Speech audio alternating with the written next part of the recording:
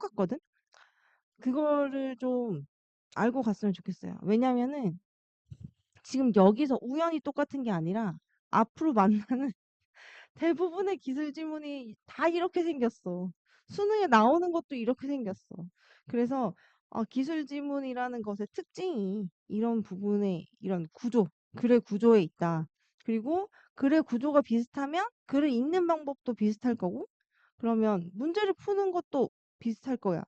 왜냐하면 내가 전에 얘기해 준 적이 있는데 못 들은 친구들도 있을 거기 때문에 다시 얘기를 하자면 근본적으로는 우리가 글을 잘 읽고 글에 나오는 정보를 정확하게 이해하기 위해서 뭐 비문학을 공부하고 하지만 진짜 솔직한 마음으로 어 들여다보자면 어머님들이 비문학하고 문학 공부 이 문제집을 시키고 여러분도 공부를 하고 하는 거에 종착점은 수능을 잘 보는 데 있다고 볼 수 있어요. 수능과 학교 시험을 잘 보는 데 있다고 볼 수 있어. 그러면 수능에 있는 비문학 지문과 문제가 어떻게 나오느냐 거꾸로 출제자의 입장을 생각을 해보면 실제로 뭐 합숙하듯이 들어가서 문제를 내잖아. 교수님들하고 같이 들어가서 내거든. 근데 문제를 먼저 만들고, 그러니까 문제의 유형이 먼저 있고 거기에 맞춰서 교수님들이 글을 써요. 그러니까 지문이 있고 그 지문에 맞춰서 문제를 내는 게 아니라 뭐라고 거꾸로 문제 유형이 이미 있어. 문제 유형이 있거든.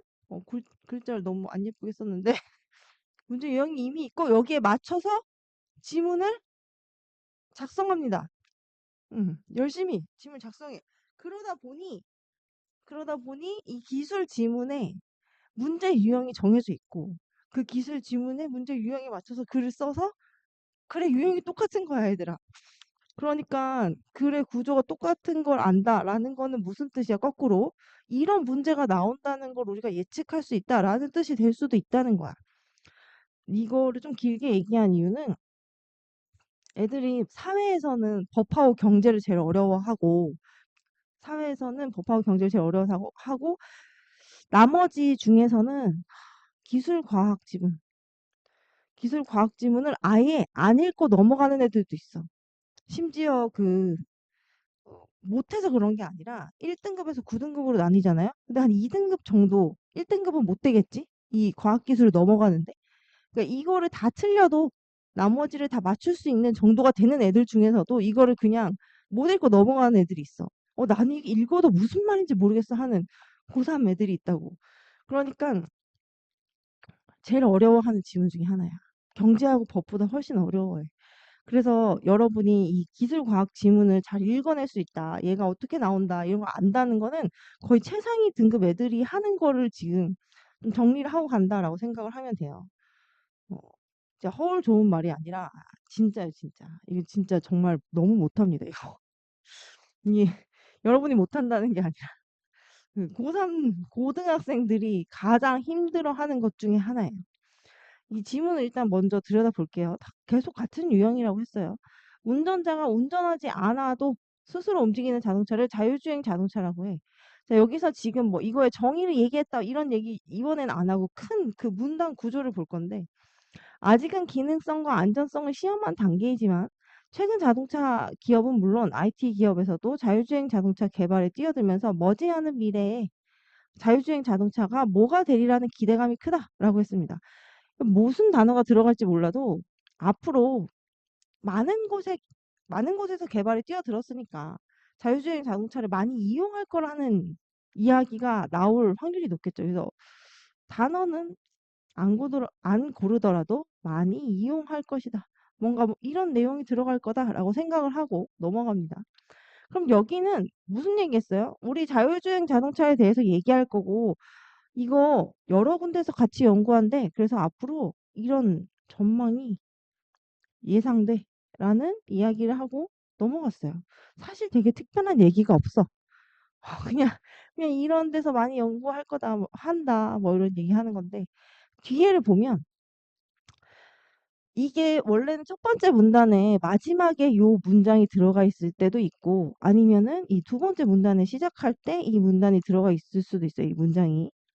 그렇지만 어디 있든지 중요한 거는 뭐냐면 자동차가 스스로 움직이게 하는 기술, 이거에 대해서 이야기를 꺼낸 거야. 이게 뭘까? 여기에 중심 화제예요. 근데 기술 지문의 특징은 뭐냐면 이렇게 중심 화제를 이야기를 꺼냈을 때 이거를 꼭 몇 개로 나눠. 이렇게 예를 들어서 똑같은 레벨에 있는 게 세 가지가 있다거나 아니면은 이거 안에 뭐가 있고 이 기술 안에 또 뭐가랑 뭐가 있고 이렇게 나누거나 어, 그 정도 차이가 있지. 결국에는 여기서 제시한 이 화제를 쪼갭니다. 쪼개.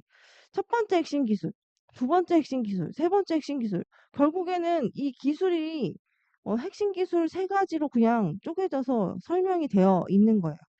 그럼 뒤에 가서 우리 잠깐만 보고 올게. 뒤에 지문 그냥 보고 올 거야. 읽진 않을 거야. 여기서 봅시다. 컴퓨터 다양한 부품으로 구성된다. 중앙 처리 장치, 주기억 장치, 보조 기억 장치 세 개로 나눴어. 똑같잖아. 그 다음 지문을 봅니다. 자, 오늘의 마지막 양부일구. 양부일구는 뭐예요? 구석구석 살펴보자 하면서 시반을 보고 이게 뭐 가로선, 세로선 하나씩 쪼개서 이야기했죠. 그 다음에 영침을 봅니다. 여기 처음에 영침과 시반을 이야기했잖아. 그래서 시반에서 가로선, 세로선 이야기하고 영침 이야기했어. 결국 세 부분으로 나눠서 이야기했습니다. 똑같은 거야. 구조가 똑같아. 그래서 이 구조가 똑같을 때 각각 그것에 대해서 설명한 특징을 기억을 해놓으면 옆에 있는 문제를 풀 수 있다. 그것만 생각을 해도 여러분 우리는 이제 기술 지문의 특징을 대체로 다 파악했다라고 할 수가 있어요. 일단 이 첫 번째 핵심 기술은 자율주행 자동차용 운영 체제가 있대. 요거용 운영 체제가 있는데 이건 어떤 특징이 있는지 볼까? 이 운영 체제는 자율주행 자동차를 움직이는 여러 장치 및 프로그램이 제대로 작동하도록 하는 시스템으로 자동차의 속도를 높이거나 줄일 때 쓰는 이 가속기와 감속기, 그리고 자동차의 진행 방향을 바꾸는 조향 장치, 이런 두 가지 원래 사람이 움직여야 되는 거잖아. 근데 얘가 무인화 운행 체제에 맞게, 사람이 없어도 운행 체제에 맞게 움직이도록 작동을 시키는, 이게 자율주행 자동차용 운영 체제래. 어려운 말은 없어요, 여기는. 다행히. 그리고 두 번째 핵심 기술은 시각 정보 처리 기술이래. 눈앞에 보이는 것을 이 자동차가 어떻게 처리할 것인가. 이 기술은 CCD 카메라와 첨단 센서 이 두 가지를 활용해서 주변 환경을 인식하고 장애물을 감지한다라고 되어 있습니다. CCD 카메라는 이제 여기서 말하는 두 개 있죠. 이 두 개를 쪼개서 또 설명을 할 거야. 원래 이것도 어렵게 나오려면 요것도 다 설명을 하거든. 근데 여기서는 그러진 않았어. 이 CCD 카메라는 여기서 바로 받았죠. 마치 사람의 눈의 망막처럼 영상이 맺히고 이를 기억하게 하는 장치이며, 여기서 나오는 요 첨단 센서는 파나 레이저를 이용한 장치이다. 이 두 장치를 통해 사람이 눈으로 보는 것보다 뿐만 아니라 눈으로 보지 못하는 주변 상황까지 얘는 처리를 하는 거지. 주행에 필요한 시각 정보를 취합하고 분석한다. 자, 얘가 하는 일들을 적어 놨는데 이거 중요한 것만 표시를 일단 해놨어요. 그다음에 세 번째 핵심 기술은 인공지능 제어 장치이다. 이렇게 그럼 하나, 둘, 세 가지 다 이야기하고 있습니다. 이 장치는 인공지능 기술을 도입한 것으로 숙련된 운전자, 그러니까 얘가 학습을 하잖아. 인공지능의 특징이 학습을 빨리 하는 건데 운전을 되게 잘하는 사람의 운전 방식을 학습을 하는 거야. 그래서 나 같은 사람의 운전 방식을 학습하면 맨날 사고가 날 텐데 되게 잘하는 사람의 방식을 학습을 해가지고 실시간으로 제어 명령을 내리도록 한대. 그러니까 어떻게 움직일 건지 명령을 내리는 거죠. 즉 인공지능이 운전자가 페달 조작 안 해도 스스로 조절해서 앞차 또는 장애물과 일정한 거리 유지하는. 이거는 뭐 너무 어렵지 않은 내용입니다. 여기까지 이제 요 기술을 설명한 다음에 우리 삶을 어떻게 바꿀까? 사람들은 운전하는 대신 늘어난 자유시간 활용할 수 있어. 여러분 예를 들면 차 안에서 우리 운전하느라 긴장해야 되잖아. 그런데 자면서 가요. 음. 실제로 중국은 몇 년 됐어요. 그렇게 자율주행 자동차 안에서 자는 사람이 CCTV에 찍힌 경우 이런 거 되게 많았어요. 또 운전자의 실수에 따른 사고의 위험도 줄어들어. 요즘에 안타깝긴 하지만 고령화 사회가 되다 보니 나이가 많이 드신 분들이 운전했을 때 급발진 사고다 뭐 이런 식으로 주장하는데 이게 급발진인지 아닌지 음, 나이가 들어서 헷갈린 건지 이런 거 있잖아. 그걸 조사해서 봤을 때 급발진이 아닌 경우가 되게 많단 말이야. 그러니까 이건 운전사의 실수지, 운전자의 실수. 근데 그런 실수가 사고로 이어지지 않도록 할 수 있다는 거야. 근데 그러나 아직은 갖춰야 할 것이 많다. 자율주행 자동차 이용에 필요한 법적, 사회적 제도가 뒷받침되지 않으면 기술의 혜택을 누릴 수가 없다는 거야. 머지않은 자율주행 자동차 시대에 이 새로운 기술을 더 안전하고 쾌적하게 즐기기 위해서 우리는 무엇을 준비하고 고민해야 할까라고 하면서 이 마지막 문단은 자율주행 자동차를 사용했을 때 우리가 무엇이 좋고 어떤 고민을 해야 될 필요성이 있나 이런 이야기를 하면서 아, 마무리를 했는데 되게 교과서적인 마무리를 한 거죠. 근데 이 지문의 특징도 있지만 자율주행 자동차는 앞으로 진짜 많이 사용이 될 가능성이 높기 때문에 시험에 자주 나올 것 같은 소재예요. 사실 자주 나올 것 같아요. 특히 맨 마지막 문단에 있는 게 여기서는 중요하게 다루지 않았는데 논술이나 이런 거 있잖아요. 특히 대학 논술 같은 데서 자주 나올 것 같아요. 왜냐하면 예전에 안락사가 처음에 나왔을 때 안락사를 허용해야 되냐 말아야 되냐라는 윤리적 문제에 대한 논술이 진짜 많이 나왔어요. 그런데 지금 자율주행 자동차가 사고가 났어. 그러면 이게 자동차를 만든 사람의 잘못이냐? 아니면 이 자율주행 시스템을 개발한 개발자의 잘못이냐? 아니면 이 차에 타고 있던 사람의 잘못이냐?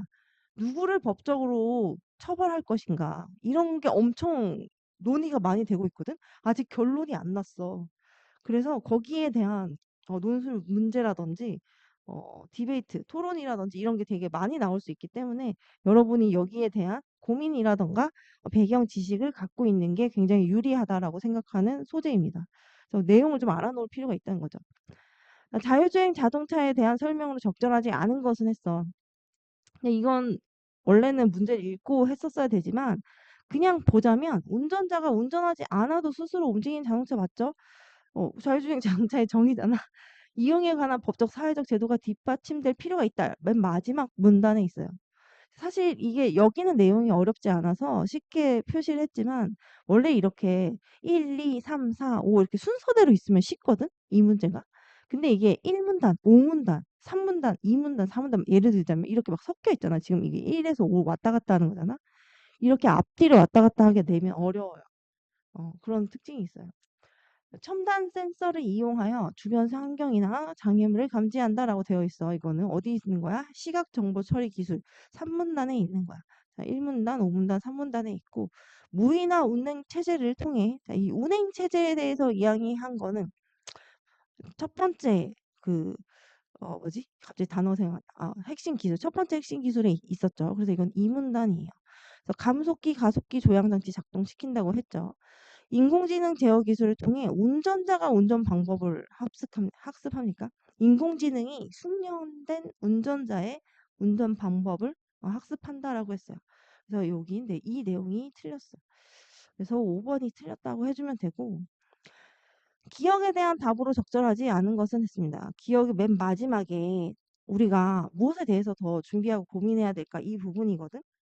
그래서 자동차 기업뿐 아니라 IT 기업도 기술 개발에 참여할 수 있게 해야 된다라고 했는데 여기 1문단에 처음에 시작하는 부분을 보면은 혹시 못 찾았을까 봐. 이 문제도 그래. 되게 곤란하게 낸 거긴 해. 여기 최근 자동차 기업은 물론 IT 기업에서도 자율주행 자동차 개발에 뛰어들면서라고 했으니까 이거 이미 하고 있잖아요. 근데 뭘 참여할 수 있도록 해야 됩니까? 그래서 이번에 1회 근거가 여기 있어요. 2번에 1번에 답을 OX 칠 수 있는 근거가. 그런데 이미 참여하고 있다. 아이고. 이미 참여하고 있기 때문에 틀린 말이다. 라고 해주면 됩니다. 그 다음에 앞부분에 이것도 좀 그래. 왜냐면 기억은 5문단에 있잖아. 그런데 답의 근거는 1문단에 있어. 이러면 이제 애들이 내용을 기억 못하면 찾아보느라고 지문을 막 두세 번 읽어요. 틀려요. 그러면 실제 시험 볼 때. 그다음에 문맥상 가에 들어갈 말로 적절한 것은 했습니다. 가는 내가 아까 전에 많이 이용되리라는 기대감이 크다라고 했잖아요. 간소화, 양극화, 단일화, 토착화 전부 다 많이 이용되는 거랑 전혀 상관이 없고 상용화, 상용화되는 게 뭐야? 이용하기 쉽게 일상적으로 쓰게 될 것이다라는 뜻이거든요. 그래서 상용화가 정답이다라고 해주면 됩니다. 상용화가 무슨 뜻인지 모르진 않겠지? 일상적으로 많이 사용한다 이런 뜻이에요. 그다음에 뒷부분에 배경 지식이 있는 부분을 좀 봤는데 이런 거는 솔직히 말하자면 이런 거는 아직 지금 읽어 놓는다고 외워질 것 같지 않아요. 외워질 것 같지 않은데 그냥 이거를 보고 이게 별표까지는 치지 않을게요. 한번 읽어보고 아 자율주행도 다양한 단계가 있구나. 레벨이 있구나. 요 정도를 알면 될 것 같습니다. 이걸 뭐 외우고 할 필요는 없고. 네. 그다음에 머지않다 멀지않다는 알지 않을까? 응? 머지않다는 시간적으로 멀지 않다. 그다음에 반면 멀지 않다는 거리를 나타냈대. 여기 설명할 때 보면 시간적으로 멀지 않다라고 이걸 쓰거든. 근데 머지않아라고 할 때 당연히 시간적인 차이가 있다. 근데 많지 않다. 이런 뜻인지 알 거라고 생각을 하고 넘어가 볼게요. 얘는 문제부터 볼 거예요. 여기서부터는. 문제부터 한번 읽어보고 체크를 해보고 갑시다. 자, 컴퓨터 구성 요소의 정보 처리 속도에 대한 이해로 적절한 것은 했습니다. 근데 여기 안 읽을 건데 뭐의 순서대로 정보 처리의 속도가 빠르다라고 뒤에 다 되어 있지. 그러면 아, 지문 읽으면서 정보 처리 속도에 대해서 좀 정리를 해야겠다. 뭐에 대해서 정리한다고? 얘네가 아니고 정보 처리 속도가 뭐가 더 빠르고 느리다고 했는지 그거를 좀 포인트를 잡으면서 가야겠다라고 생각을 합니다. 그다음에 윗글을 읽고 보기에 대해 보인 반응으로 적절하지 않은 것은 했는데 여긴 안 읽을 거야. 여기 안 읽을 건데 여기에 있는 요 차이가 나는 부분이 뭔지만 봤어요. 아 얘네가 숫자가 다르네. CPU랑 뭐 클럭 주파수, 램 이런 크기의 숫자가 다르네. 요거만 보고 이제 요 숫자가 달라지는 게 무슨 의미일까? 이런 생각하면서 본문으로 갔어요. 진짜 한 10초 정도만 보는 거예요. 근데 되게 중요해요. 근데 그렇게 보는 게. 훨씬 빠르게 읽을 수 있다고 했어요. 근데 실제로 컴퓨터 살 때 거기 써 있는 설명 무슨 말인지 나 하나도 모르거든. 근데 이걸 읽으면 이런 걸 읽잖아. 그러면은 이제 다음번에는 좀 알 수 있겠다. 이런 기대감이 생겨요. 근데 다음번에 가도 또 모르겠어요. 그런데 어쨌든 이 읽는 순간에는 무슨 말인지 알겠거든. 자, 현대 과학기술의 집약체. 집약체가 뭐야? 거기에 다 이렇게 꾹꾹 눌러 넣었어. 현대 과학기술을. 그지? 응. 이런 집약체라고 불리는 컴퓨터는 매우 다양한 부품으로 구성되어 있다 했습니다. 자, 여기서 이제 다양한 부품이라고 언급할 때 이제 마음이 좀 불안해져야 돼요. 어떤 진짜 걱정되는 게 아니고 아, 또 부품에 대해서 얘기하려고 하나 보다. 이런 예상이 돼야 돼. 그중에서 컴퓨터의 성능에 큰 영향을 미치는 부품에는 연산을 수행하는 중앙 처리 장치, 정보를 처리하는 주기억 장치와 보조 기억 장치가 있다. 자, 이미 여기서 하나, 둘, 세 개 이야기했어. 내가 앞에 지문 읽을 때 얘기했지. 뭐에 대해서 얘기할 건지 첫 번째 문단의 끝에서 얘기하거나 아니면은 두 번째 문단 시작할 때 얘기하거나 둘 중에 하나다. 기술집은 대부분 그렇다라고 했는데 여기서는 첫 번째 문단 끝에 얘기했습니다. 그럼 이제 어떻게 돼? 이거 1번 여기 얘기하고 2번 여기 얘기하고 3번 여기 얘기하겠지. 너무 이제 우리 이거 당연히 이렇다라고 생각하고 읽으면 돼요. 중앙 처리 장치는 CPU라고 한대. 이 중앙 처리 장치에 성능에 영향을 미치는 것으로는 클럭, 코어, 캐시가 있다. 요렇게 나오면 어떻게 됐었어? 이렇게 쪼개서 이야기하면 요거 뭔지 하나씩 요렇게 설명하고 가는 확률이 매우 높았죠. 실제 여기도 요거를 다시 설명하고 있습니다. 클럭은 컴퓨터 내부의 다양한 장치를 관리하는 신호래. 컴퓨터의 지휘자라고 할 수 있다라고 지휘자의 비유를 했습니다. 지휘자가 빠르게 지휘할수록 곡이 빨리 끝나듯이 클럭의 주파수가 클수록 어때? 이 주파수가 클수록 작업 속도도 빨라진다. 지휘자가 빨리 지휘를 한다는 뜻인가 봐. 코어는 CPU의 핵심 요소로 이름도 코어야. 어? 가장 중앙에 있는 거 같잖아. 코어가 수가 4라는 거는 CPU가 4개라는 뜻이야. 그래서 같은 작업도 사람이 많은 거랑 똑같으니까 여러 명이 나눠서 하면 어때? 훨씬 빨리 끝날 수 있겠죠. 그래서 코어 수가 많으면 처리 속도가 빨라진다. 자, 얘네가 작업 속도에 영향을 주는 숫자가 뭔지 우리가 생각을 한번 해보는 거죠. 왜냐? 이번 문제에 숫자가 막 다른 게 있었거든. 근데 이거에 대한 건지 잘 기억이 안 나더라도 숫자가 다른 것들이 이런 의미가 있다 정도를 보는 거지. 그리고 캐시는 일종의 정보 저장소래. 그래서 여기에 따라서 캐시의 용량이 클수록 어떻게 돼? 많은 정보를 빠르게 처리할 수 있다 했습니다. 여기까지 읽은 다음에 뒤에를 바로 넘어가도 되지만 나는 옆에 가서 한번 봤어. 방금 읽은 거랑 1번에는 일단 별로 상관이 없어. 그냥 캐시 정도만 나왔어, 아직. 캐시 정도만 나왔고, 순서를 잡기엔 나머지가 안 나왔어. 그지? 그리고 CPU 숫자. 자, 이 4개보다 8개가 더, 이게 더 빠른 거지. 이게 더 빠른 거야. 이건 똑같아. 그리고 클럭 주파수가 2.4, 3.6 돼 있는데 이게 더 빠른 거지. 자, 이거 뒤에 건 아직 안 나왔기 때문에 아직 보지 않습니다. 그 다음에 다시 본문으로 갈 거예요. 진짜 실제로 문제 풀 때 이렇게 한다는 거야. 훨씬 빠르고 정확하게 풀 수 있어요. 그다음에 주기억 장치. 드디어 주기억 장치는 뭐 하는 데라고 했어? 정보를 저장하는 이 두 가지는 정보를 저장하는 곳이었죠. 램이라고 한대요. 아까 캐시도 있고 램도 있었어. 아까 그 뭐냐 첫 번째 문제. 얘도 정보 저장소잖아. 근데 얘도 정보 저장하는 데란 말이야. 이 램은 작업을 수행하는데 필요한 프로그램과 정보를 기억하는 장치인데 캐시보다 느리지만이라고 대놓고 알려줬어요. 그럼 뭐예요? 캐시가 더 빨라. 램보다 더 빨라 일단. 그리고 용량이 크고 보조 기억 장치보다는 훨씬 빠르게 정보를 제공한다라고 했습니다. 요거보다 얘가 빠르대. 보조 기억 장치보다는 빠르다라고 했습니다. 램은 전원이 꺼지면 정보가 소멸된대. 그래서 컴퓨터 프로그램은 모두 보조 기억 장치에, 프로그램은 전부 보조 기억 장치에 저장이 되어 있네. 그리고 컴퓨터가 실행될 때만 램이 복사되어 처리된대. 그런데 프로그램이 너무 크거나 여러 프로그램을 동시에 실행하면 램 용량보다 프로그램 용량이 더 커져서 어쩔 수 없이 속도가 느린 보조 기억 장치를 사용하게 되므로 컴퓨터가 느려진다 했습니다. 마지막 세 번째, 보조 기억 장치. 이건 HDD 혹은 SSD 두 가지가 있나 봐요. 이건 주기억 장치의 부족한 용량을 보완하기 위해서 쓰인다 했어요. 일반적으로 저장 장치라고 하면 이 HDD, SSD를 떠올린대. 난 뭔 말인지 몰라서 그렇구나 하고 넘어갔는데 그러니까 평소에 이렇게 떠올리는 사람이 아니어서 사실 이 장치들은 모두 보조 기억 장치라는 거야. 보조라는 거야. 주가 아니야. 이 보조 기억 장치는 캐시나 램에 비해 속도가 느리지만 확실하게 여기서 또 짚어줍니다. 얘네보다 내가 보조 기억 장치가 속도가 느려라고. 압도적인 용량이 있대. 용량이 큰가 봐.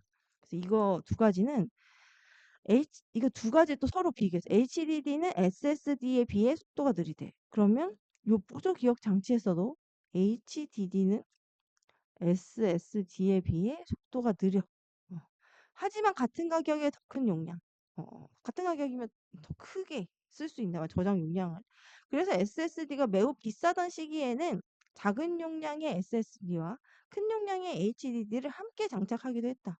최근에 SSD의 가격이 낮아지면서 큰 용량의 SSD 하나만 장착하기도 한다라고 했어요. 자, 지금까지 살펴본 것이 컴퓨터의 성능을 전부 좌우하는 것은 아니다. 이거 말고 다른 것도 좌우하는 게 있다는 거야. 정보를 모니터에 출력하는 그래픽 카드의 성능이나 시스템의 구성 방식, 프로그램의 활용 방법 이런 것들도 전부 성능 차이에 영향을 준다는 거야. 그렇더라도 앞서 살펴본 요소들을 잘 알아둔다면 우리가 컴퓨터 살 때 성능을 판단하는데 도움이 된다라고 했어요. 그럼 1번 문제를 볼까요? 이제 옆에 써놨기 때문에 우리 맞출 수 있어야 돼. 일단 제일 빠른 게 뭐죠? 캐시가 제일 빨라요. 그죠? 앞에 캐시가 있어야 돼. 근데 나머지는 아니야. 그 다음에 두 번째, HDD, SSD 램이냐 HDD냐인데 램이 먼저죠. 왜? 이게 주기억 장치잖아요. 주기억 장치가 먼저 그 다음에 보조기억 장치 중에 하나가 들어가야 돼요. 그래서 답이 4번입니다. 그리고 넘어가면 돼요. 이미 읽으면서 정리했기 때문에.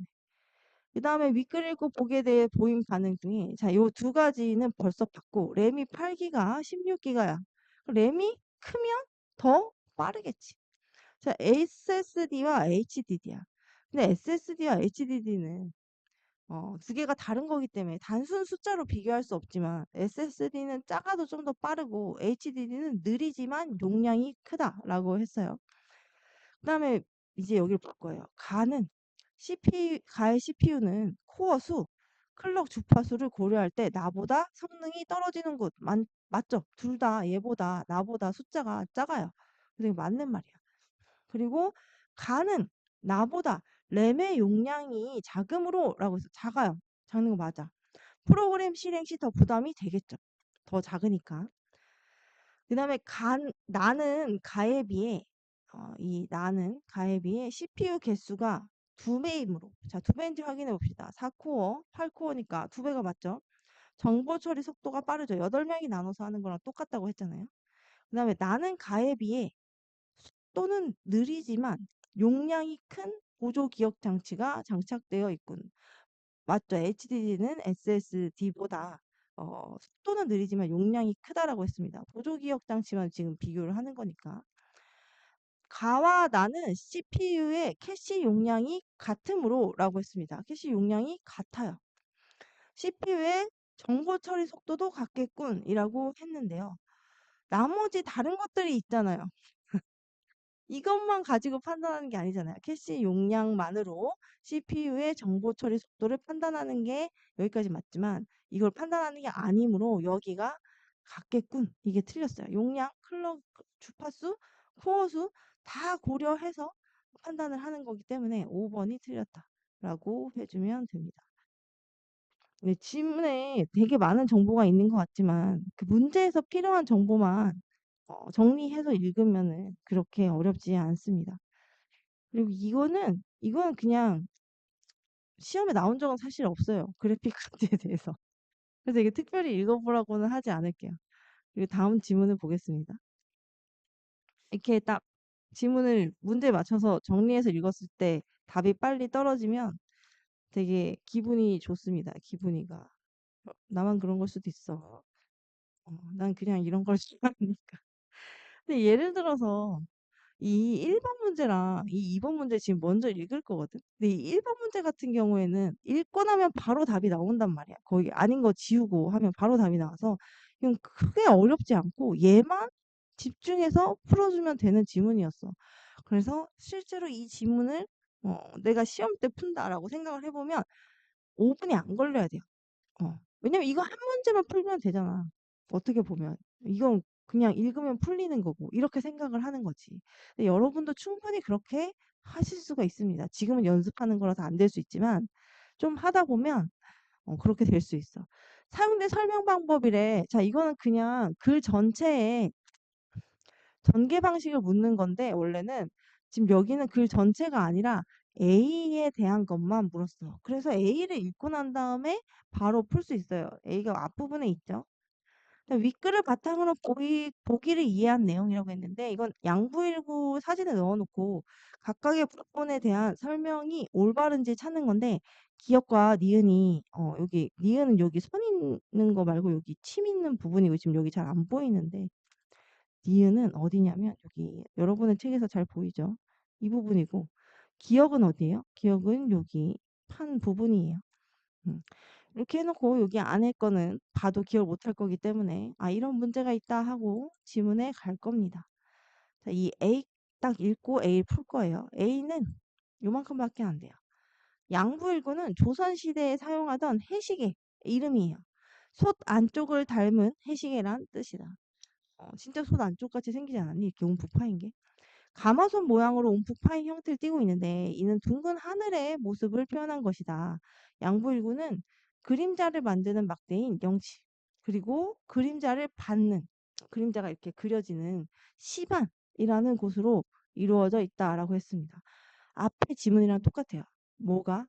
앞에 여기서 첫 번째 문단에서 이제 뒤에 여기에 대해서 설명할 거야라는 거 또 던져줬어. 그리고 정확하게 여기에 대해서만 이야기하고 마무리를 지어요.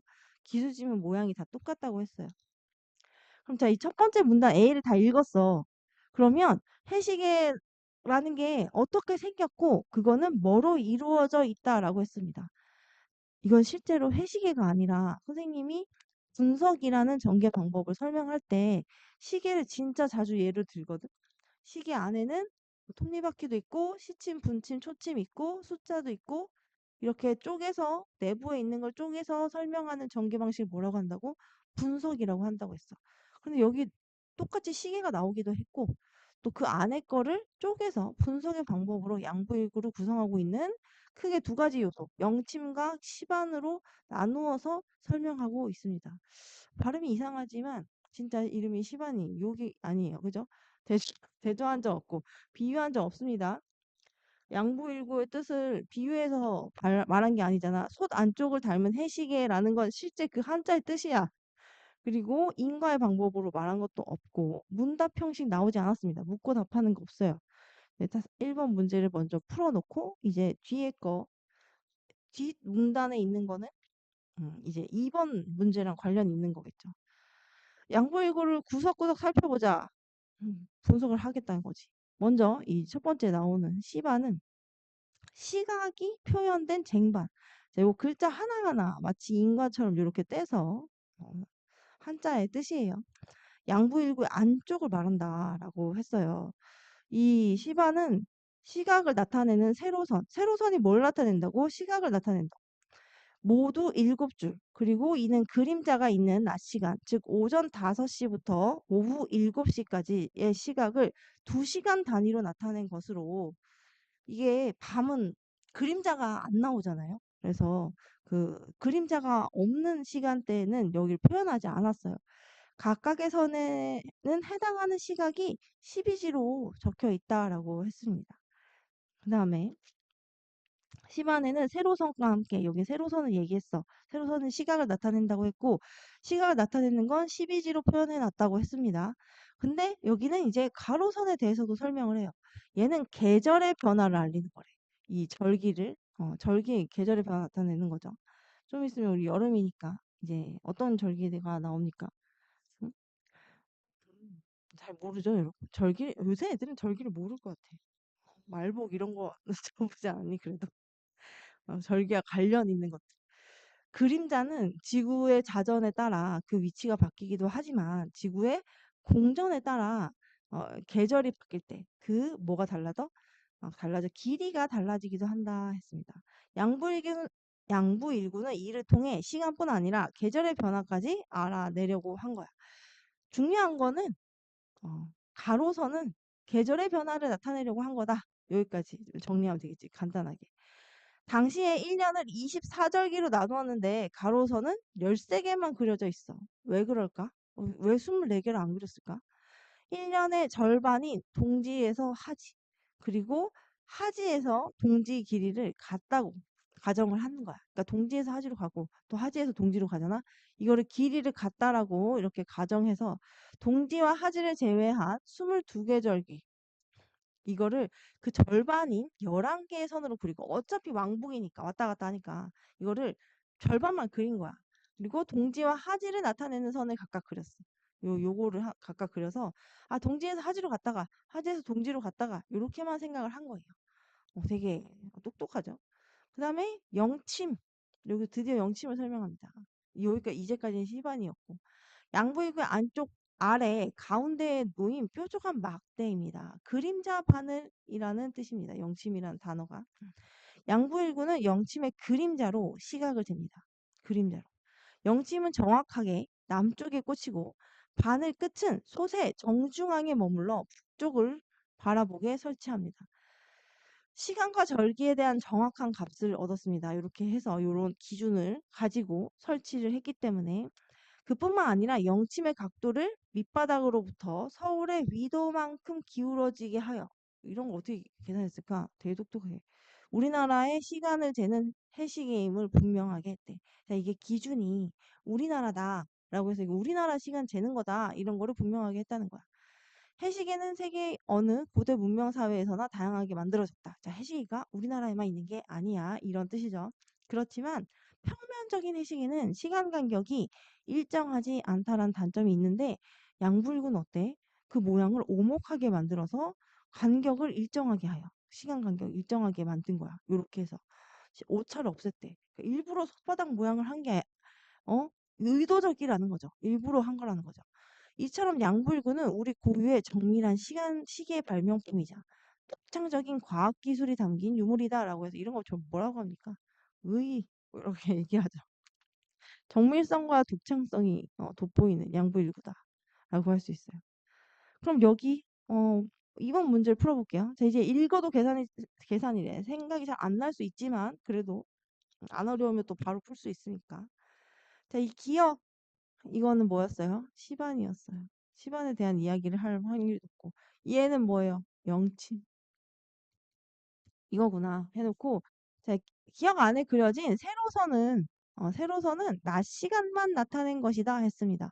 맞죠? 이거는 그림자가 있는 시간 그림자 있는 이 해가 떠 있는 낮 시간만 나타낸 것이죠. 그리고 기억 안에 그려진 가로선에는 절기를 나타내는 까진 맞아요. 가로선 절기를 나타내는 거였어. 가로선. 그래서 13개의 선이 그어져 있었죠.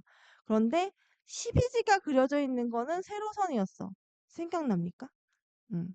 2시간 단위로하고 각각의 선에는 해당하는 시각이 12지로 적혀 있다라고 이 문단 마지막에 적혀 있어요. 이 내용이. 그래서 2번이 틀렸어요. 왜 가로선에다가 세로선의 정보를 적었기 때문에. 그래서 원래는 뒤에는 안 읽어도 돼요. 이렇게 답이 확실하게 나오면 안 읽어도 되지만 보겠습니다. 니은의 각도는 밑바닥으로부터 서울의 위도만큼 기울어져 있어서 우리나라의 시간을 재는 거다라는 걸 명확하게 했다라고 했죠. 그리고 니은의 그림자, 영침의 그림자의 위치와 길이로 시간뿐 아니라 절기도 알 수 있었고 이 니은의 바늘끝이 북쪽을 바라보게 설치해야 정확한 값을 얻을 수 있다라고 이거 어디에 있어요? 하나, 둘, 셋, 넷, 네, 4문단. 4문단에 이 내용이 다 그대로 있습니다. 그래서 정답이 2번이다 해주시면 됩니다. 그리고 여기에 이거는 어렵지만 평생 계속 쓰거든? 이거 평생 계속 쓰는데 이게 자축인묘 진사오미 신유술에 알고 있잖아요, 여러분. 여기 앞에는 그냥 자축인묘 진사오미 신유술애고 오후 11시부터 자시가 시작된다는 것만 알면 계속 2시간 간격으로 이렇게 연결되어 있어요. 뭐만 알면 된다고? 시작이 오후 11시부터 오전 1시고 자시로부터 시작된다. 여러분 자시가 뭐예요? 어? 자시 쥐가 돌아다니는 시간 아니니까 자시? 그래서 오후 11시에서 새벽 1시 새벽에 쥐가 돌아다닌다. 생각을 하면 기억하기 좀 쉽습니다. 그 다음에 이제 요거는 그냥 그래서 좀 알아놓으면 사는데 상식으로 도움이 된다라는 거고 예술 지문은 2개가 있잖아요. 예술 지문은 음, 어려울까요? 어, 생각보다 나는 요 앞에 있는 도자기 얘기는 쉽지 않았던 것 같아. 좀 자세히 설명했어. 좀 자세히 설명해서 좀 지문 자체로 봤을 때 정보가 많은 면이 있습니다. 그런데 이제 문제에 맞춰서 볼 거니까 문제에 맞춰서 볼게요. 졸립니까? 조는 애가 있어서 말한 건 아니야. 혹시 졸릴까 봐 말한 거야. 졸면 안 돼. 이제 물 한 모금 마시고 오세요. 알았죠? 쉬는 시간 아니지만. 윗글의 내용과 일치하는 것은 했습니다. 자, 세부 내용 확인 문제야. 세부 내용 확인 문제. 순국다는 청화백자와 다르게 차분한 느낌을 준다. 자, 이거 읽으면 지금 기억이 날까요? 기억이 안 납니다. 그냥 백자 왜 이렇게 많아 생각하고 넘어갔어요. 왜냐면 순백자, 청화백자, 분청사기, 고려청자, 뭐 중국백자, 뭐 이 도자기 종류에 대해서 얘기를 하나 보네 하고 넘어갔어. 그 다음에 보기를 바탕으로 윗글을 이해한 내용이라고 해서 뭐 소리는 뭐 이런 얘기가 나오길래 뭐 언어의 이중성 이런 거 나오네 하고 그냥 넘어갔어 이것도. 왜냐면 이걸 다 읽어서 기억하는 게 본문의 내용과 뭐가 동일할지 지금 본문을 모르니까 비교가 안 되더라고.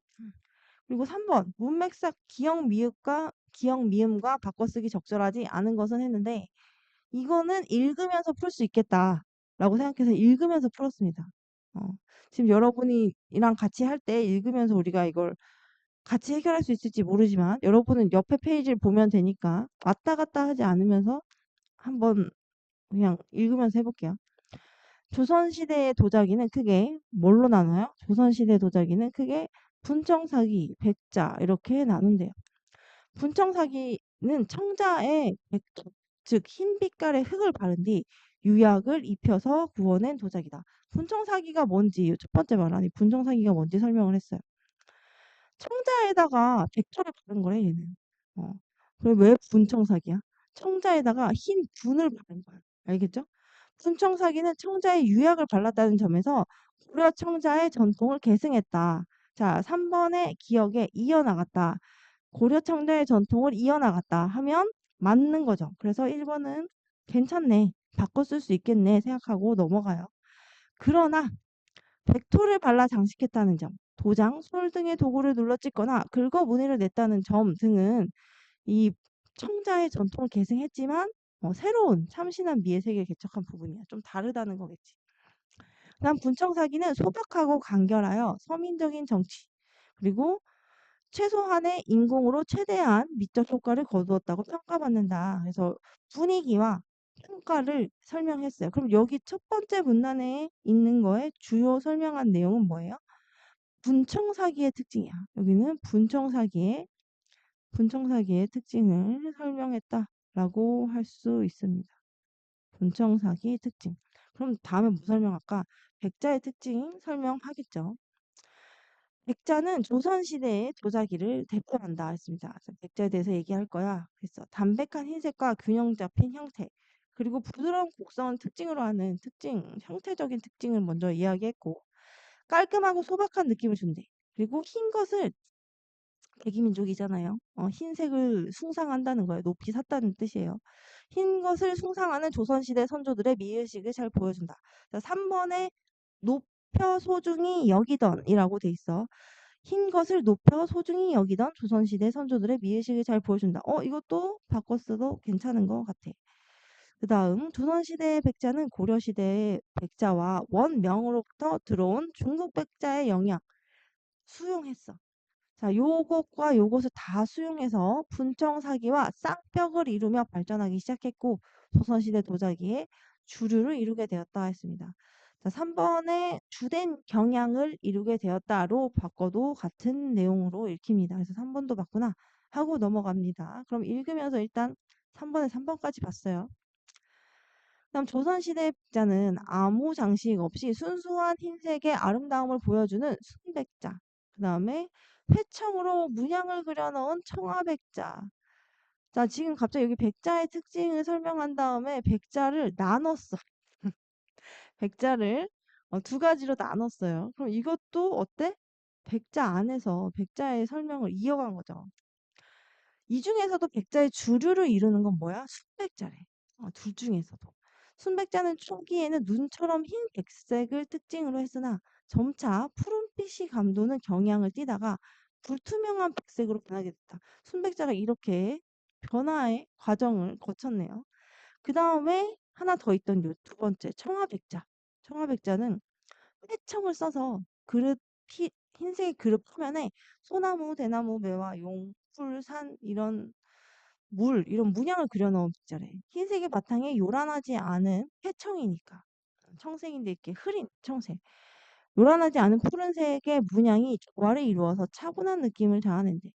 조선 후기에 이르면서 회청 문양이 투박해지고 검푸른 빛을 띠는 경우가 많아졌다 했습니다.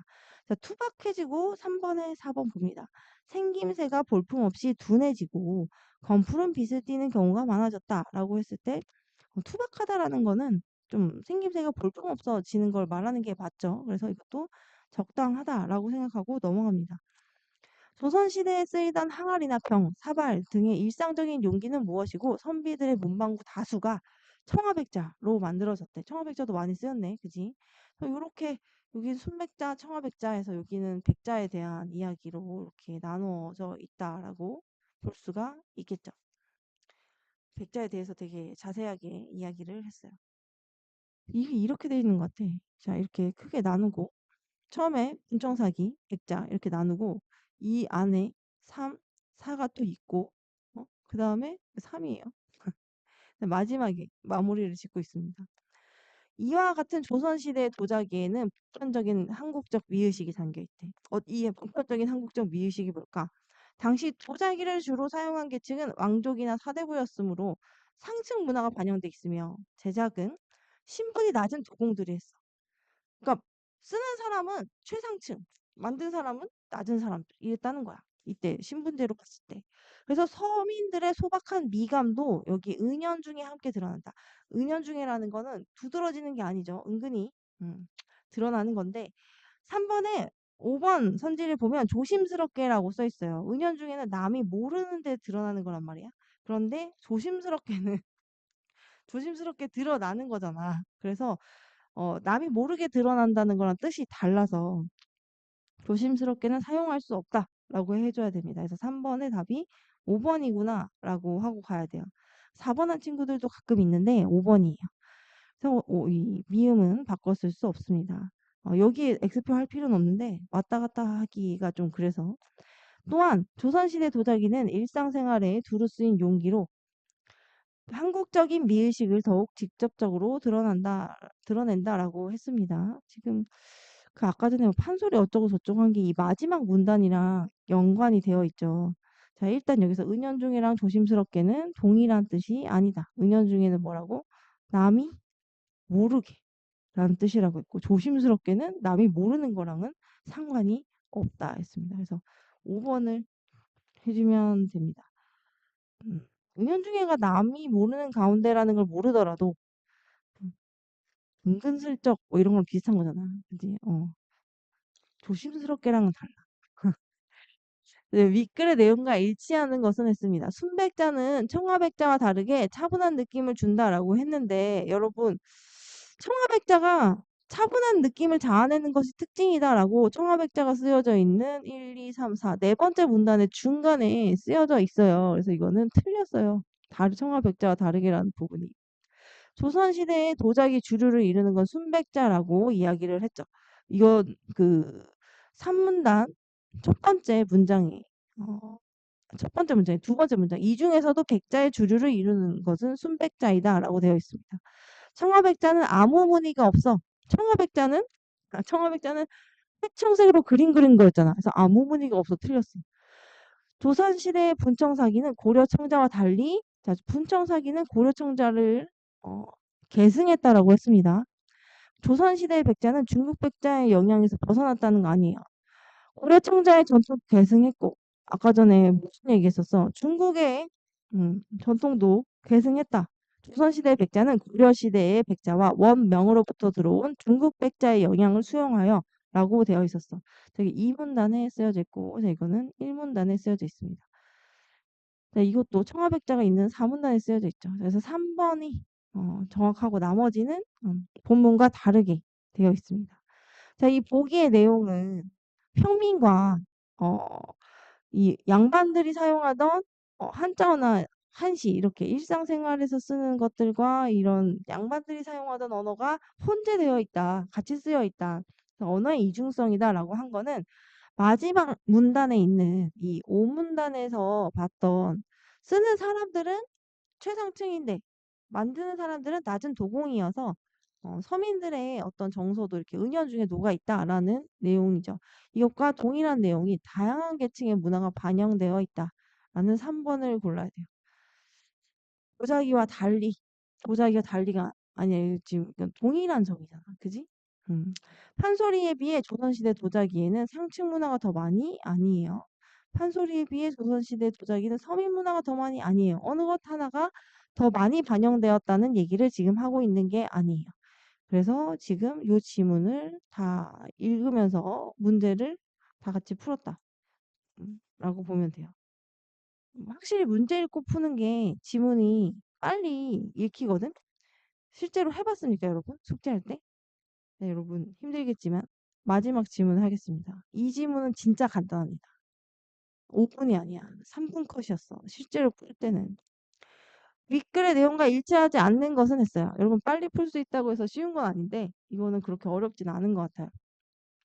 이런 게 있었고 가에 들어갈 내용으로 적절한 것은 자 가가 첫 번째 문단이니까 이거 첫 번째 문단을 읽고 두 번째 문단 앞쪽까지 보면 표현할 수 있는 거 이거 고를 수 있을 것 같아.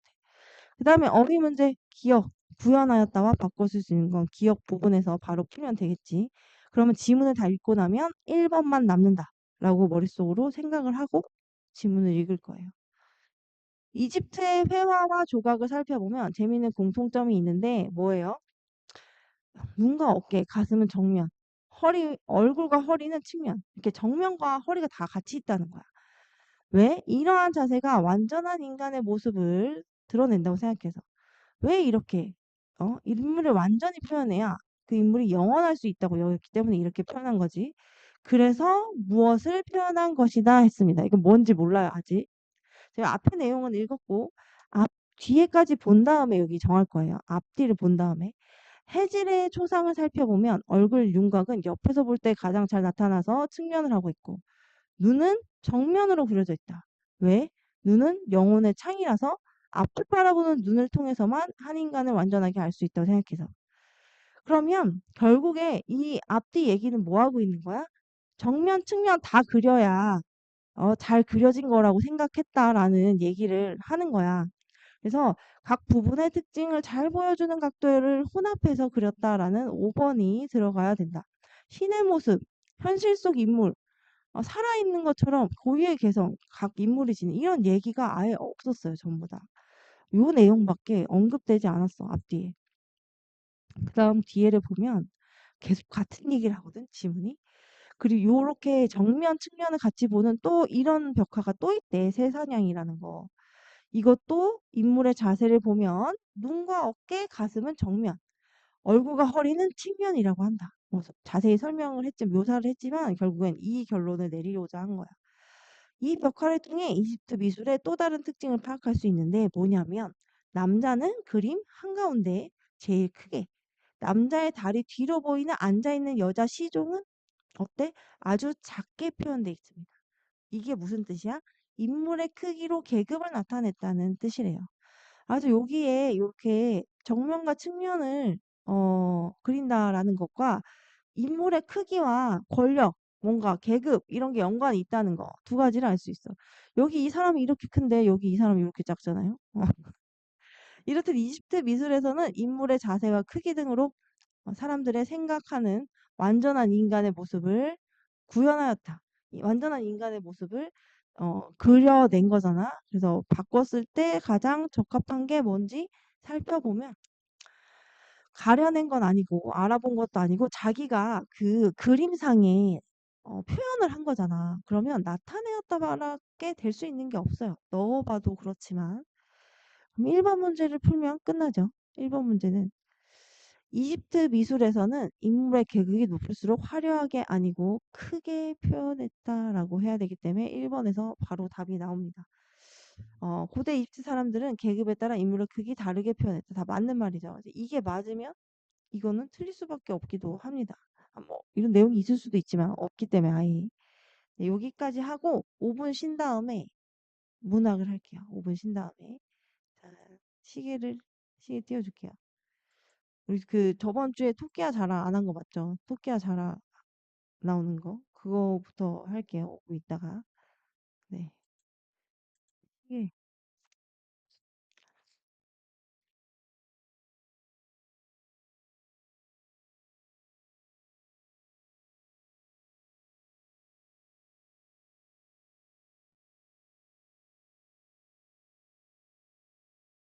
아, 좋아.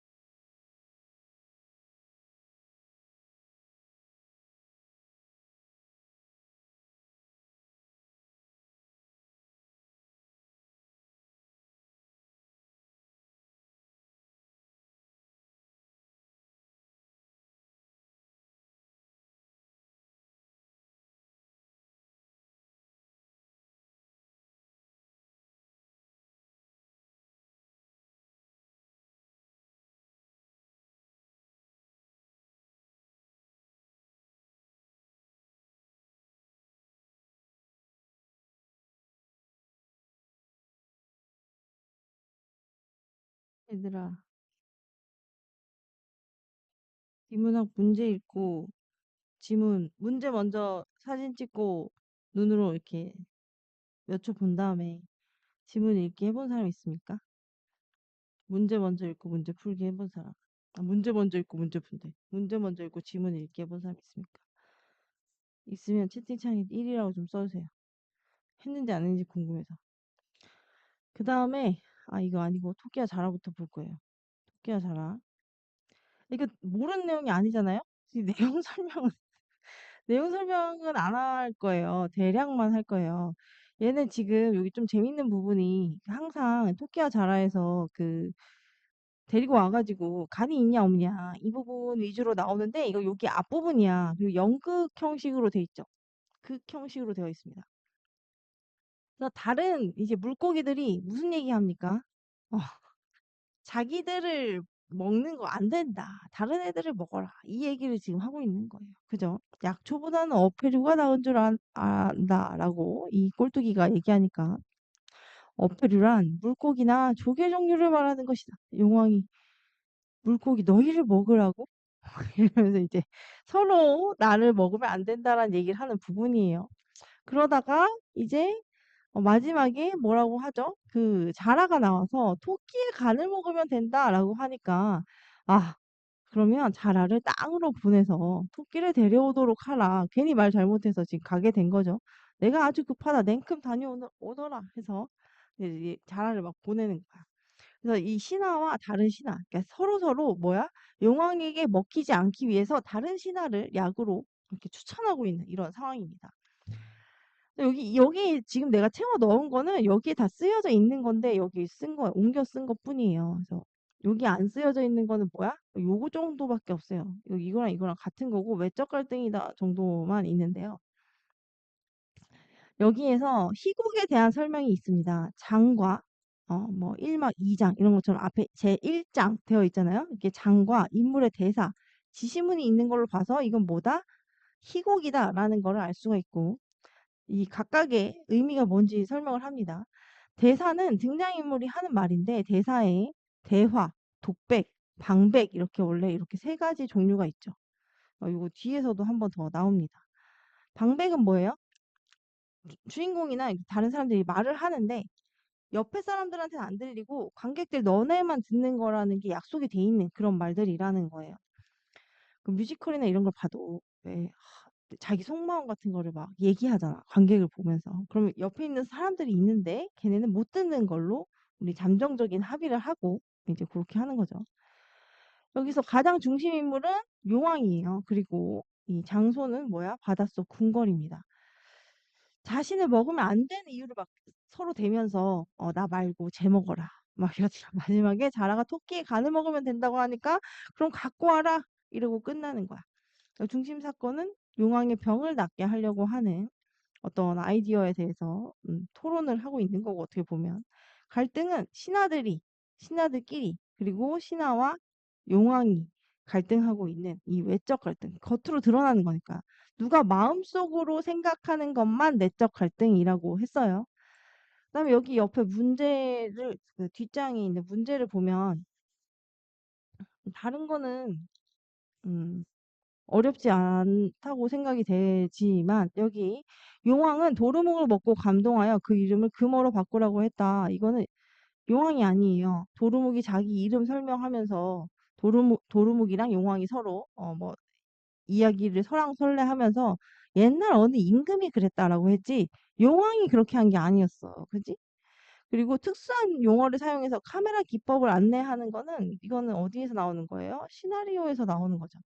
주로 시나리오에서 나오는 겁니다.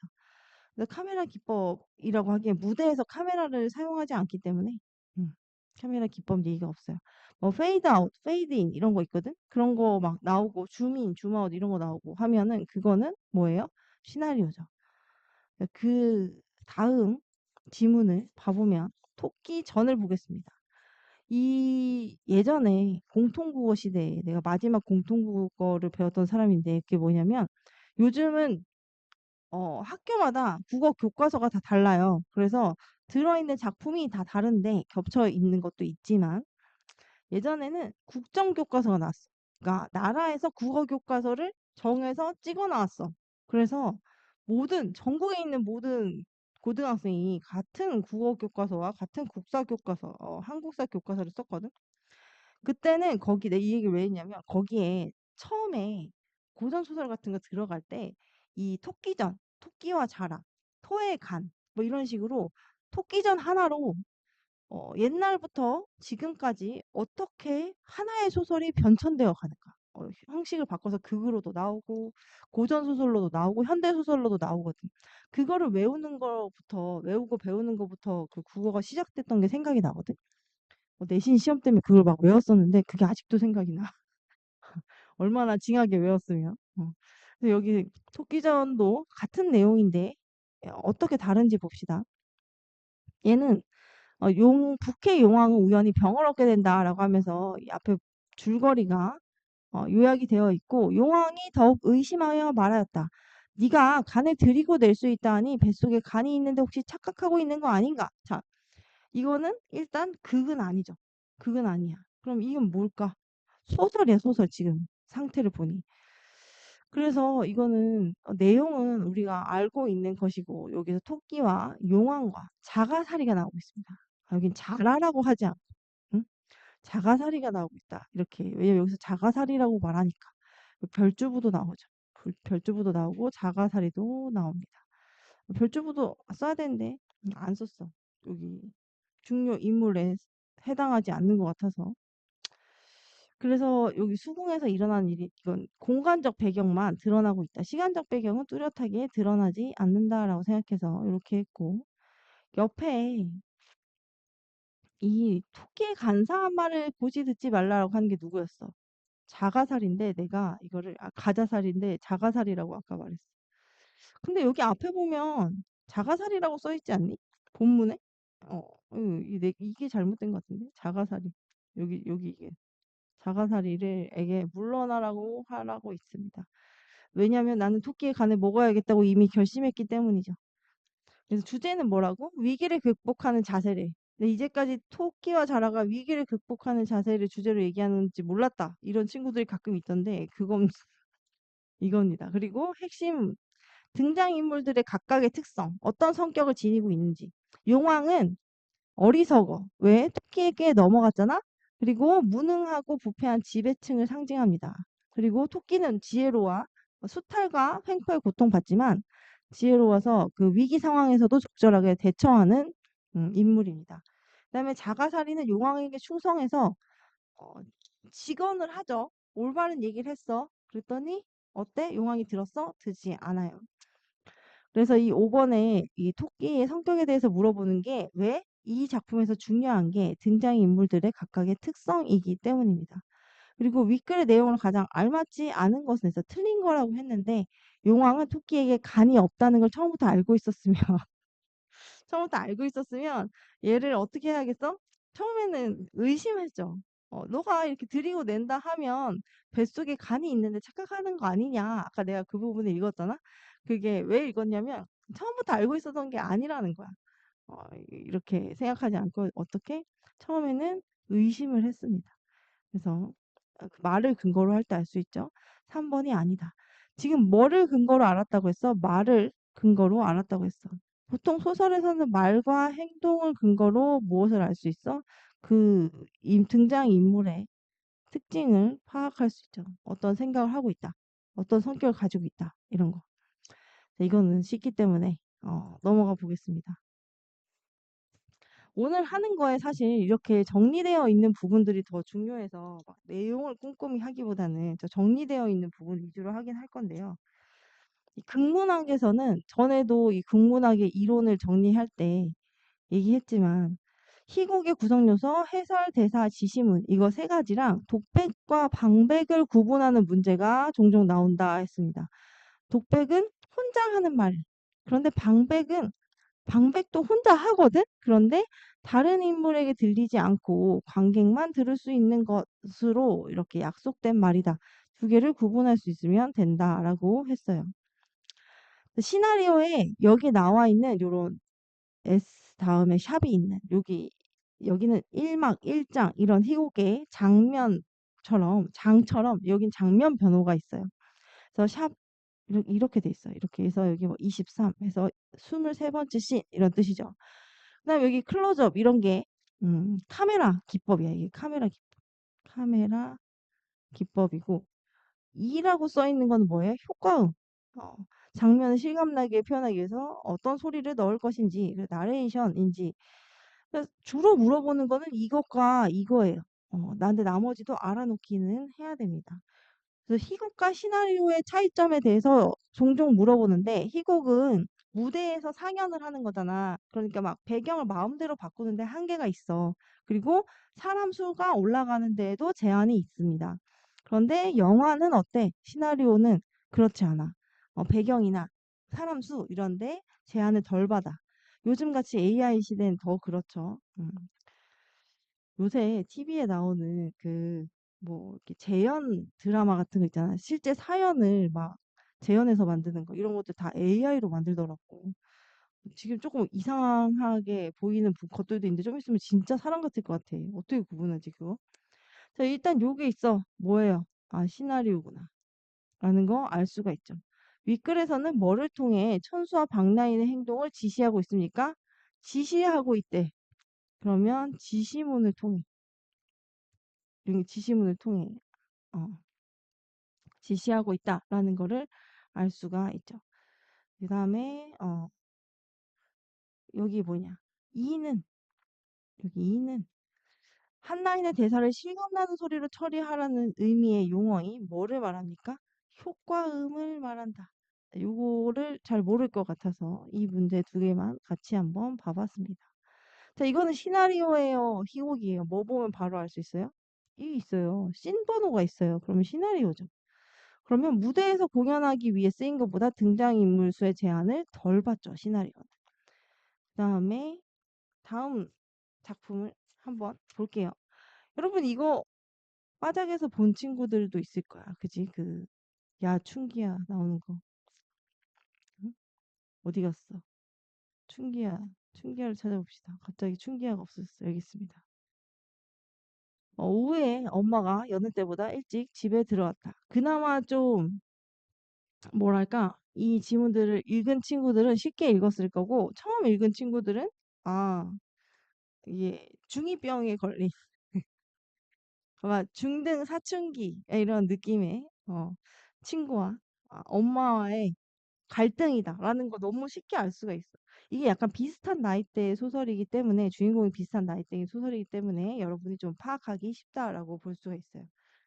근데 엄마가 어떻게 했어? 나를 보자마자 소리를 질렀어. 머리 염색한 거야. 너 미쳤구나. 학생이 염색을 다 하고 했습니다. 휴대전화 압수, 애들이 제일 싫어하는 벌이야. 휴대전화 압수했어. 그래서 너무 화가 나서 어때? 억울해서 눈물이 다 나왔대. 엄마도 다 하는데 왜 나는 안 되냐? 라고 이야기를 했어요. 그랬더니 엄마가 이 얘기 듣고 엄마도 이제 속상해졌어. 그래서 짧은 순간 엄마의 커다란 눈에도 눈물이 글썽했어. 얘는 울면서 소리치고 있고 이미.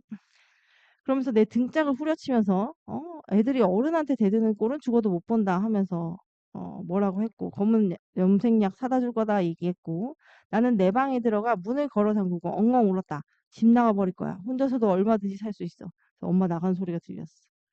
그래서 이제 한참 화장실로 가서 세수하고 막 자기 머리를 자기가 보면서도 낯선 거야. 이 낯선 애와 내가 친해져야 할 텐데 이렇게 얘기하고 있어요. 자, 나와 엄마의 갈등이죠. 그래서 나가 머리를 염색한 후에 그 일로 싸우고 있습니다. 지금 내가 말하고 있고, 나는 뭐 이렇게 얘기하고 있기 때문에 나도 놀랐지만, 그래서 1인칭 주인공 시점이라는 걸 알 수가 있어요. 1인칭 주인공 시점이라는 걸 알 수가 있고, 옆에 이거는 그냥 정리를 한번 해본 거예요. 뭐 어려운 내용 아니에요. 엄마는 학생은 학생다워야 된다라고 생각을 하는 거고, 나는 뭐 때문에 무슨 행동을 했어? 염색을 했고, 엄마가 엄마 노릇을 못한다 이렇게 생각을 하고 있어. 엄마 노릇하는 거 어떻게 해야 되는 걸까, 얘들아? 그래서 나는 엄마는 나가 염색을 잘했다고 말한다. 이런 얘기가 전혀 없죠. 이게 너무 쉬운 문제 아닙니까? 이거 1번 문제. 이 두 개는 거의 연결이 돼 있다라고 볼 수 있습니다. 그냥 염색한 거 관련돼서 싸웠기 때문에 3번에 1번 해주시면 됩니다. 그 뒤에는 오만이별이 나와요. 여러분 왜 그 빠작에서 봤던 것들이라 여러분 아직 오만이별 안 봤겠구나. 이 빠작 중등에 가면 오만이별 나오거든요. 이게 왜 겹치냐면 교과서에 나오는 작품들이기 때문이야. 얘네가 다. 중학교 교과서에 나오는 작품들. 그래서 어, 이 문제집에도 나오고 저 문제집에도 나오는 거예요. 결국에는 그 교과서 작품들을 공부하는 거기 때문에 지금 여기 조평안이라는 사람과 여기 누이로 예상되는 사람이 이산가족 찾기 하는 거죠. 이거 결국에는 따로 개인적으로 이산가족 찾기 하는 거랑 마찬가지죠. 서로 이 안나리 여사와 조평안이 아마 어릴 적 헤어진 남매가 아닐까라고 생각하면서 만났어요. 그런데 제목이 오만이 별이잖아. 근데 제목에 이렇게 중심 소재가 드러나 있는 경우에는 이 중심 소재가 주제와 연관이 있거나 굉장히 중요한 역할을 하는 경우가 많죠. 근데 지금 여기서 그래 그래 기억나 하면서 안나리 여사가 별말입니다라고 했을 때 하늘의 별을 보고 무슨 말을 했냐라고 안나리 여사가 조평안한테 물었어. 그랬더니 조평안이 뭐라고 해? 오만이 별 거기 있어 라고 누나가 말을 했대. 그래서 그 말을 듣는 순간 이 안나리 여사가 오만이 별이라는 단어를 알다니 내가 한 특별한 말인가 봐. 내 동생이 틀림없어 라고 말을 했습니다. 이 중심 소재가 핵심 주제를 연결하는 매개체가 되는 거죠. 그 다음에 여기 갑자기 과거일이 나와요. 이 오만이 별을 언제 말했었는지. 엄마가 숨을 거둔 겨울밤에 둘이 이렇게 껴안고 있을 때, 밤을 지새울 때 얼마나 슬펐을까, 그지? 밤하늘의 별을 보면서 이 누이가 말했습니다. 준길아, 원래 이름이 준길이에요. 이 조평아 씨가. 어, 이준길이에요, 이준길. 성도 몰랐던 거야. 하늘에 반짝이는 별 두 개를 봐. 아바지 별과 오마니 별이야. 아빠 별과 엄마 별이야. 저기 별이 있다. 어, 그 별이 엄마 아빠가 우리를 별로 떠서 지켜보고 있을 것이다. 뭐 이런 얘기를 하고 싶었던 거겠지. 그래서 준길아, 내 이름은 이준길이야. 여기로 오라고 하면서 두 팔을 벌리고 사람들이 이제 막 사진 찍고 꽃다발을 들고 준비하고 있던 거를 이제 갖다 주러 오고 이런 상황이야. 왜? 둘이 남매라는 거를 확신했기 때문에 이런 거죠. 남매임을 확인한 거예요. 자, 6.25 이후 쓰여진 전후 소설입니다. 6.25 이후에 벌어진 어떤 전쟁 후에 우리나라의 모습, 사람들이 겪고 있는 힘든 모습, 이런 거에 관련해서 쓰여져 있는 소설 중에 하나예요. 아까 여기 앞에서 내가 얘기했지만 오만이별의 역할에 대해서 이해하는 게 이 지문의 핵심이에요. 그래서 안나리와 조평안이 뭐를 확인하게 해줘? 남매임을 확인하게 해주는 소재가 된다라고 할 수 있죠. 만약에 이게 여러분의 중학교 교과서에 나왔어. 그러면 뭐에 대해서 물어볼까? 오만이별의 역할이 뭔지, 내신 시험에서도 물어보겠지. 왜? 그게 제일 중요하니까. 자, 여기 안나리는 조 씨와 얘기하면서 추위에 떨었다라고 했는데 이거 왜 이렇게 말이 나오냐면 휠체어가 흔들렸다. 추위를 타듯 어깨를 움츠리고 온몸을 떨어댔다. 막 이런 말이 나와서 그래. 추위를 타듯이라고 했지 진짜 추워서 그런 게 아니야. 왜 그랬던 거야? 아, 이게 너무 진짜 추워서가 그런 게 아니라 그 겨울밤이 생각이 나서 막 몸을 부들부들 떨면서 이제 얘기를 한 거죠. 그래서 이 2번은 적합하지 않다. 그래서 틀린 말이다. 그래서 정답이라고 해주시면 되고. 이 기억의 마지막 부분에 사람들이 막 사진 찍고 꽃다발 들고 나오고 하는 거는 이제 둘이 남매이다라는 걸 확신했기 때문이죠. 네, 문제 자체는 어렵지가 않은데요. 여기 뒤에 있는 부분이 더 중요합니다. 122부 페이지, 122페이지에. 구운몽과 아기장수 우투리도 해야 되는데, 그지? 근데 갈등, 이제까지 여기 앞에 춘기아랑, 그 다음에 두 번째, 조평안과 안나리가 만나는 부분이 나오는 이 소설, 오만이 별에서 갈등이 있었잖아요. 핵심 갈등들이 있었잖아요. 그 갈등을 통해서 소설이 뭘 보여줄 거냐라는 거야. 이게 사람이 싸우다 보면 성격이 드러나잖아. 그래서 인물의 성격을 드러낸다라는 첫 번째 역할이 있고, 이 소설에는 사건과 갈등이 필연적이거든. 사건과 갈등이 나오지 않을 수가 없어. 그걸 통해서 인물과 주제를 구현하기 때문이야. 그런데 왜 꼭 갈등을 넣을까? 방금 말한 것처럼 인물의 성격을 드러내기 위해서. 그리고 이 사건의 필연성을 부여하기 위해서. 어, 여기서 노새가 갑자기 달아났대. 노새가 없어진 거야. 그래서 그 뒤에 이 노새가 돌아다니면서 사람을 다치게 하고 가게 물건을 박살을 내는 그런 일이 벌어질 수밖에 없겠다라는 필연성을 부여하기 위해서 사람들이 읽었을 때 그래 그렇겠다라고 이해할 수 있죠. 그 다음에 갈등을 해결하는 과정을 통해서 뭐 주제를 드러낸다라고 했습니다. 뒤로 갈수록 그 결말로 갈수록 보통 사건이 해결되잖아요. 그래서 그 과정을 통해서 주제를 드러내고 있다라는 거예요. 그다음 요 소재의 역할. 방금 여기서 오만이별 같은 그런 소재가 제목이 됐을 경우에 주제를 상징적으로 드러낸다라고 했습니다. 여기 눈길이라는 이청준의 눈길 이것도 제목이 눈길이지. 이렇게 눈길이라는 게 나왔을 때 이 눈길을 통해서 이 작가 이청준이 하고 싶은 얘기가 뭔지 주제가 드러난다는 거야. 어머니의 사랑이거든. 그리고 갈등이 심해지거나 해소되는 계기가 된다라고 했는데 이 민들레꽃을 보자 갑자기 부끄러운 생각이 들었다 그랬습니다. 이게 뭔 말이야? 이 민들레꽃은 막 살아남으려는 의지가 있다라고 지금 이 작가의 그 화자 작가의 이 대신하는 인물인 소설 속의 주인공이 느끼고 있는데 이 민들레꽃을 보니까 부끄러운 생각이 들었다는 거야. 자기한테 어떤 깨침을 주는 소재가 되는 거잖아요. 그래서 이 해소되는 계기가 되고 있어요, 여기서는.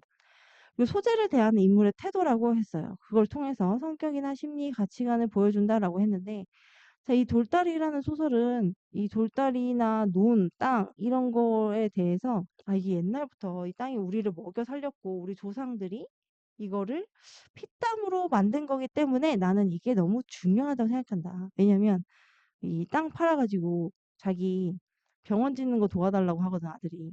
그런데 이 아버지가 노합니다. 노해서 그 땅이라는 소재를 이 아버지는 어떻게 대하고 아들은 어떻게 대해? 아들은 돈이라고 생각하고 아버지는 이건 조상 대대로 내려오는 소중한 거다라고 생각하는 소재에 대한 입장 차이가 이 인물들의 심리나 가치관을 보여준다는 거죠.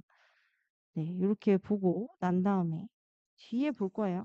서술상의 특징 파악하기. 사실 이거 되게 어렵습니다, 여러분. 내가 여기 막 많이 칠해놨지만 누가 이야기하고 있는지, 어떠한 방식으로 펼쳐나가는지, 문장이나 인물의 말투가 어떤지라는 요거를 파악하면 되는데요. 자, 극문학에 대해서는 아까 전에 한 내용으로 충분하기 때문에 일단 넘어갈게요. 이 극문학에 대해서는. 서술상 특징 파악하는 게 어렵고 중학교, 고등학교 때 점점 조금씩 내용을 더해서 어렵게 하거든. 그리고 구운몽은 되게 자주 시험에 나와요. 좀 특징적인 부분이 있고 어려워서 그런데요. 꿈을 꾸는 내용이 나오기 때문에 그렇습니다. 왜 그러냐면 현실이 있고 꿈이 있고 다시 현실로 돌아와. 이게 굉장히 특이하다는 거야. 그래서 자주 나옵니다. 자, 지금 여기서 이 막대기를 들어서 난간을 치니까 꿈에서 깹니다. 요 안은 꿈인 거야. 그지? 다시 생각하되 당초 일념을 그르침을 사부가 경계하여 인간 세상에 나가 부귀영화와 남녀 정욕을 한번 알게 하신 거구나라고 했습니다. 그래서 이 꿈에서 깨어나서 대사가 큰 소리로 성진아, 성진이가 꿈꾼 거거든. 인간 세상의 재미가 어떠냐라고 했습니다. 꿈에서 인간 세상의 재미를 느끼고 왔을 거라고 생각을 하는 것이. 그러니까 성진이가 이제 눈물을 흘리면서 이제야 깨달았습니다. 사부께서 자비하시어 하룻밤 꿈으로 내 마음을 깨닫게 하시니 하룻밤 꿈이었는데 깨고 나니 꿈속에선 어땠어? 진짜 한평생을 사는 것 같았어. 사부의 은혜가 천만 겁이 지나도 갚기가 어렵다라고 하니 이 대사가 뭐라고 합니까? 그 꿈이 진짜 꿈이냐? 라는 얘기를 하는 거야. 지금 이렇게 말하는 거는 옛날에 장주가라고 했는데 이거 장자거든. 대한 고사가 있잖아요. 꿈속에서 나비였는데 깨어나니 다시 사람이야. 그러면 꿈속에 있는 나비가 진짜 원래 나인지 지금 사람인 게 꿈인지 아니면은 지금 사람인 게 진짜고 꿈속에 나비가 꿈인지 이게 헷갈린다는 거야. 그래서 너도 지금 아까 그 꿈속에 그게 가짜라고 할 수 있냐? 분간이 되냐? 뭐 이런 걸 묻고 있는 거지. 그래서 다시 한번 이렇게 고사를 인용하면서 이 대사가 성진에게 깨우치게 하고 싶었던 내용, 즉 주제와 관련된 내용을 한 번 더 강조한다라고 말할 수 있다는 거예요. 얘들은 너네 되게 이거 어려운 건데 잘한다. 이거 구운몽 되게 어렵거든요. 구운몽 고등학생들도 공부 안 했는데 시험에 나오면 엄청 틀려요. 수능에 나온 적 있는, 수능에 심지어 나온 적 있는 지문이거든요. 여기 이게 뭐냐면 처음에 현실에서 시작해. 그래서 성진이 사랑하는 여자가 있거든. 그런데 결혼을 이루지 못했어, 현실에서. 그랬더니 꿈속에서 그 여자와 결혼하는 꿈을 이루게 된 거야, 꿈속에서. 그랬는데 얼마나 힘드냐면 꿈속에서 막 가난해가지고 애들이 굶어 죽고 막 이래요. 하필 사랑하는 여자랑 결혼했는데. 그런 다음에 대사를 만나서 대사가 깨어나게 해줍니다, 꿈에서. 그래서 깨어나고 보니 내가 그 여자랑 꼭 결혼하고 싶어서 막 마음의 병을 얻고 막 이랬는데 부질없구나. 그 다 부질없구나, 이런 걸 깨달은 거야. 그래서 이렇게 현실이었다 꿈이었다 현실이었다 한다고 해서 이거를 액자형 소설이라고 해요. 액자형 구조. 액자형 구조 혹은 꿈에서 다시 현실로 돌아온다고 해서 환몽 구조, 이렇게 표현을 합니다.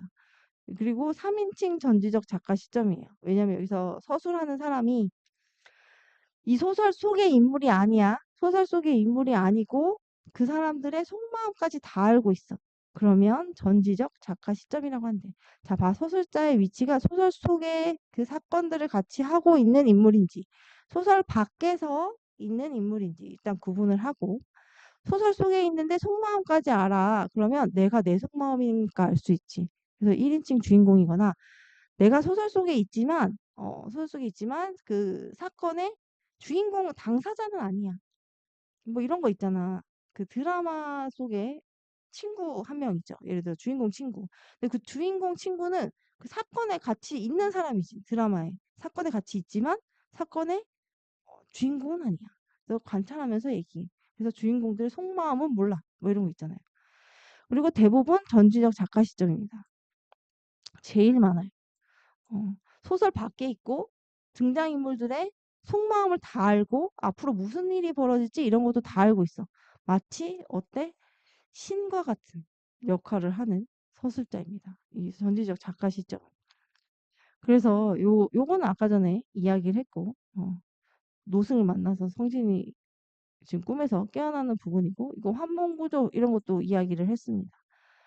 그래서 여기 요 뒤에 있는 거는 그냥 한번 읽어 놓으세요. 이건 진짜 어려운 내용인데 내가 이거를 문학 원에다가 이 문제집에서 넣어놔서 깜짝 놀랐어요. 이 어려운 내용을 여기다가 넣어놨다니 생각을 했습니다. 구운몽이 쉬운 내용은 아니어서.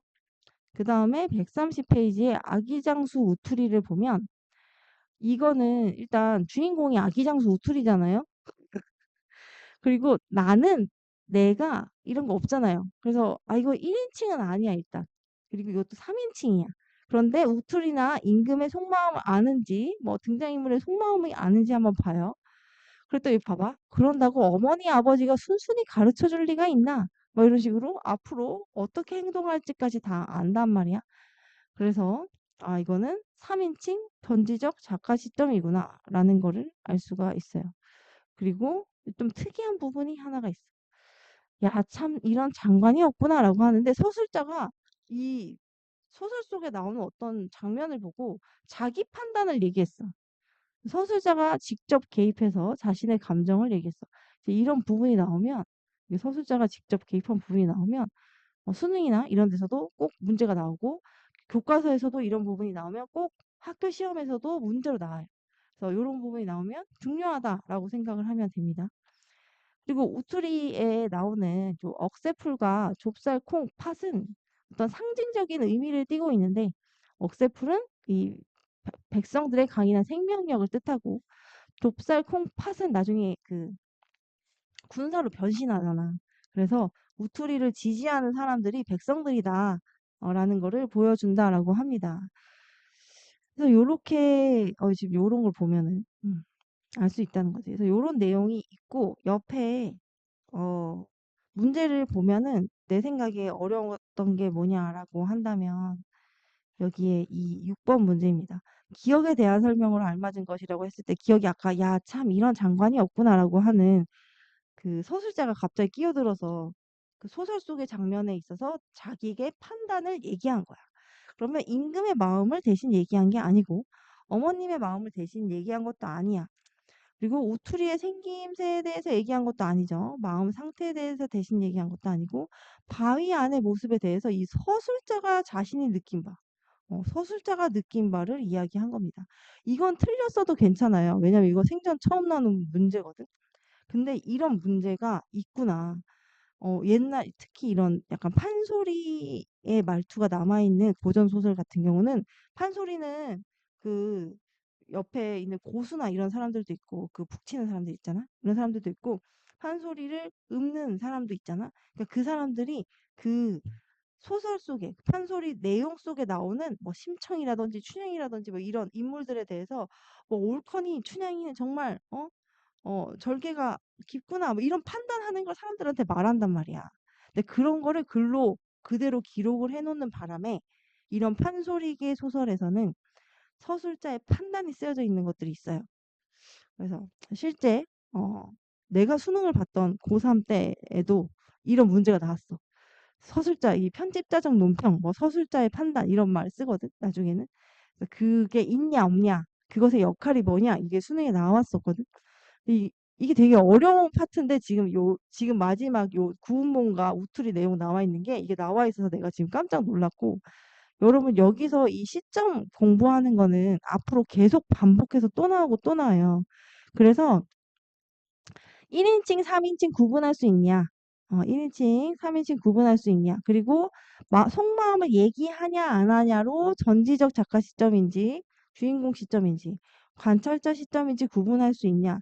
이것만 일단은 알아놓으면 돼요. 이것만. 그리고 여기 요걸 좀 별표를 해놓으세요. 아까 전에 내가 이게 나오면 꼭 시험에 나온다고 한 거. 여기까지만 별표해놓고 끝내도록 하겠습니다. 나머지는 외워야 될 정도는 아니야. 이거는 요 구분할 수 있는지 연습하는 거 뒤에 계속 할 거예요. 그래서 지금은 그냥 읽어놓는 정도로 끝낸 다음에 뒤에 거 계속 하면서 할 수 있는지 연습을 하면서 하면 될 것 같습니다. 고생하셨습니다, 여러분. 오늘 어려운 게 많았어, 그치? 네, 다음 주에 남은 거 하면서 만나도록 하고 혹시 만약에 숙제 다 못했어. 근데 급하게 해야 돼. 그러면은 그 뭐냐. 비문학 같은 경우에는 어휘랑 지문 분석은 일단 스킵하고 문제부터 풀어오세요. 알겠죠? 네, 다음 주에 만납시다. 안녕.